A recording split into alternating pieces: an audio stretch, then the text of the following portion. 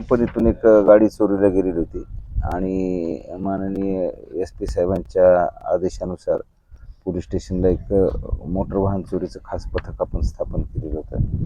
त्या पथकाला गोपनीय माहिती मिळाली. त्या गोपनीय माहितीच्या आधारे आकाश दादाराव साळवे, बालाजी संजय वाघ, अनिल किशोर मोरे आणि रितेश राजू शिंदे या 4 आरोपींनी हा गुन्हा केल्याची माहिती मिळालेली होती. त्या आरोपींना अटक केलेली आहे. त्याच्याकडून ही चोरीला गेलेली मोटरसायकल प्लस अन्य 3 मोटरसायकल असा जवळपास 2 लाख रुपयांचा मुद्देमाल जप्त केलेला आहे आणि हे 4 गुन्हे उघडकीला आलेले आहेत. आरोपी पोलीस कोठडीमध्ये आहेत आणि त्यांच्याकडून अजून जास्त गुन्हे उघडकीला येण्याची शक्यता आहे. चंदनजिरा पोलीस स्टेशनचे PI श्री बाळासाहेब पवार साहेब आणि त्यांच्याबरोबर